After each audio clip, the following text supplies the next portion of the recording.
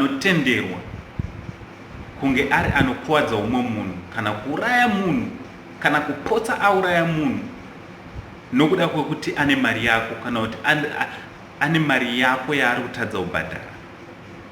Mufaro wangu ngamuchirei zvakare pazuva ranhasi pachannel inoi, channel yamune muna Uncle Saint Stephen. Kana wanga usati wasubscribe to this channel, I kindly ask you to go and subscribe. Don't forget to like, also moisa our notification bell to whenever we upload videos post nozviita mazuva ese kunge uchinotifyiwa. Also don't forget to comment kuitira tinzwe kuti munofungei pamusoro penyaya dzatinotaura panapa. Right, nyaya yangu yandinayo pazuva ranhasi ndoda kutaura pamusoro pezvemukomana anonzi Marabha. Marabha anonzi akakuwadziwa vane kwavakanga vachibva, so vanenge pakaita kusanzwisana nevakomana vekumbe vakanga vakakwira pobva vasvika pakurwisana. Marabha akatemwa nechidhina musoro akabva akuvara. So Marabha kutaura kunoku anonzi akasafa inonzi brain damage. So zvaakasafa brain damage, Marabha haasi kunzwa zvakanaka. Marabha haasi kuona kuita zvinhu nekuda kwekukuwadzwa kwakaitwa. So nyaya yangu yandinayo pazuva ranhasi ndeyemubvunzo wekuti kuvakomana vakamukuwadza, vakomana vekombe akanga achifamba nayo, pane zvakaitwa here? Vakasungwa here? Kana vakasungwa tinoti ngazvipfuurire mberi, mapurisa ari kuita basa ravo zvakanaka. Asi kana vasina kusungwa, chii chiri kuitwa kuti vakomana ava vange vari vanosungwa? Nekuti hakuna munhu anoti akapara mhosva yakadai otenderwa kuti ange ari anofamba, because to the community munhu akadai atova a danger. So haatenderwi kuti ange ari anofamba kana kuti anorarama ari mucommunity. Tisingareyana kuti ndiMarabha anozikanwa chete, asi kunani nani zvake.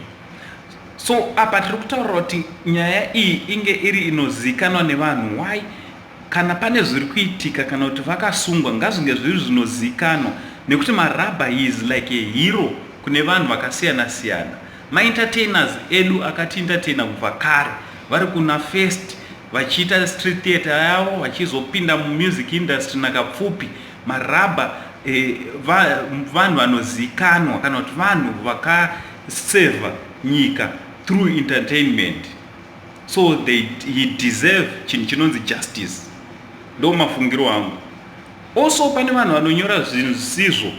Ndakaona pane imwe page rakanyorwa naKapfpupi achitaura kuti zvoni pane munhu akanga anyora here achiti Japraiser ane mari yaakabatsira nayo yekurapisa Marabha. Kapfpupi akazoramba akati Japraiser haana mari yaakapa kana kuti akabatsira nayo kuti inge iri nobatsira pakurapisa nekuriritira Marabha panguva dzaari nguva dzakaoma. Kana ainge achizobatsira akanga achizobatsira hake, asi panguva yazvakanyorwa Japraiser akanga asina chaakanga aita.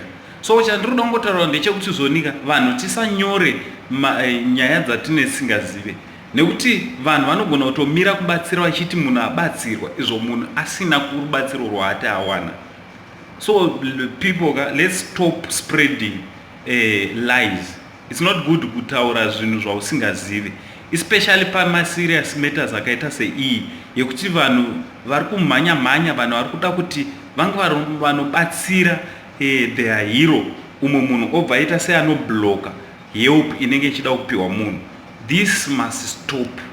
Let's stop this nonsense yekuti tinonyora zvinhu zvatinesiri kuziva. Ndonyaya yandingotaura pamusoro pezvaipa pazuva ranhasi. Kana wanga usati wasubscribe ndinokureminder zvakare kuti go and subscribe to this channel, and thanks very much to all those vari kundisupporta, vanhu vakasubscribe to this channel, neavo vanoramba vachingoviewa, our viewers vanoramba vachingoviewa our videos. Thanks very much and God bless you so much. And thanks to all those who are supporting Marabha. God bless you. Musadzokere shure mukuita your heroes, mukuita your entertainers zvakanaka. God bless you.